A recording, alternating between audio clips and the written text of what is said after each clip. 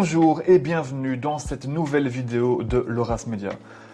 Vous vous souvenez, en début janvier, on vous avait lancé le défi de faire une story par jour sur Instagram pendant 30 jours.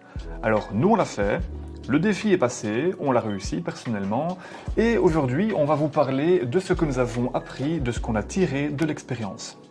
Alors avant toute chose, on pourrait se poser la question, pourquoi faire des stories ?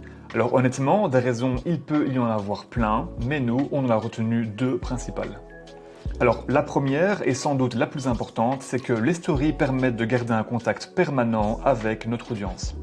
L'image que j'aime donner pour comprendre ça, c'est que c'est un peu comme si notre activité était une série télévisée et que chaque story en était un épisode. L'idée, c'est de rester constamment dans la tête des gens et présent sur les réseaux pour tout simplement ne pas tomber dans l'oubli. Comme on dit en anglais, show must go on, le spectacle doit continuer. Heureusement, ces épisodes peuvent être très simples à produire, ce qui m'amène naturellement à la deuxième raison. La deuxième grande raison, c'est que, comme tout le monde le sait, les stories ne restent en ligne que 24 heures, ce qui nous permet de poster à peu près tout ce qu'on veut. Là où par exemple on va devoir travailler l'aspect esthétique et le contenu en soi d'une vidéo ou d'un post traditionnel, pour une story, on peut se permettre de poster des choses bien plus légères et bien moins travaillées et de façon générale beaucoup moins sérieuses si je puis dire. Alors là-dedans, on retrouve tout un tas de contenus extrêmement simples à faire, qu'il s'agisse d'un screenshot, d'un montage vite fait, d'un mème, d'une vidéo, d'un sondage, etc., etc. Faire une story par jour, c'est dur, mais c'est pas compliqué. Alors maintenant, après cette petite introduction, on va enfin pouvoir parler des leçons que nous avons tirées de l'expérience. Il y en a 5 et voici la première. La première leçon à tirer de cela, c'est que malgré tout le spectre de contenu qu'on peut faire, il n'y a en fait que deux catégories. Le contenu informatif et le contenu divertissant. Si on regarde bien, n'importe quel post, n'importe quelle vidéo, n'importe quel contenu tombe forcément dans l'une de ces deux catégories. En deuxième point, parmi ces deux types de contenus, il y a 3 types de posts. Premièrement, la simple republication d'un contenu déjà fait. Donc là, typiquement, un post, une vidéo bien travaillée qu'on va remettre en story afin d'attirer peut-être des gens qui ne regardent que les stories et pas forcément le feed Instagram. Ensuite, il y a le contenu que j'appelle en temps réel, c'est-à-dire tout simplement faire une photo ou une vidéo de quelque chose qu'on est en train de faire sur le moment.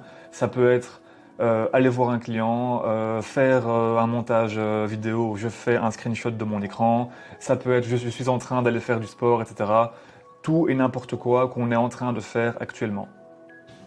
Et troisièmement, il y a le contenu que j'appelle le contenu poubelle qui ne rentre dans aucune catégorie et c'est tout le contenu qui n'apporte vraiment, qui n'a aucune valeur ajoutée, qui n'apporte rien, qui est destiné à sombrer dans l'oubli et voilà, qu'on ne pourrait pas se permettre de transformer en post par exemple. C'est vraiment du contenu poubelle en fait.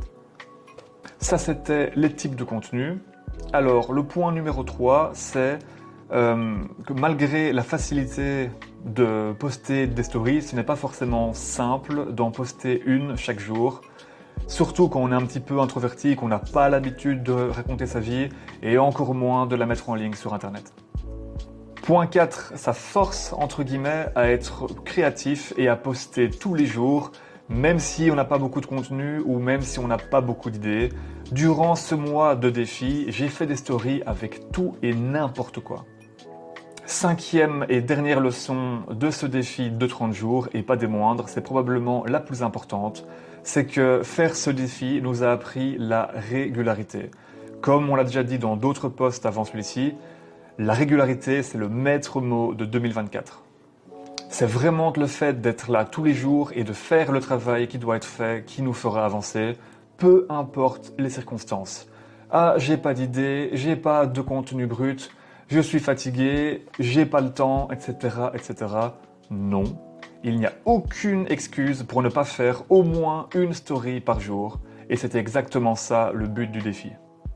Alors, en conclusion, maintenant qu'on sait tout ça, le but évidemment ce n'est pas de s'arrêter là. Le but sera à terme de faire ce défi chaque mois, tous les mois de l'année, tous les ans, jusqu'à la fin des temps. En tout cas, nous, chez Loras Media, on va essayer de le faire. On vous encourage à le faire aussi.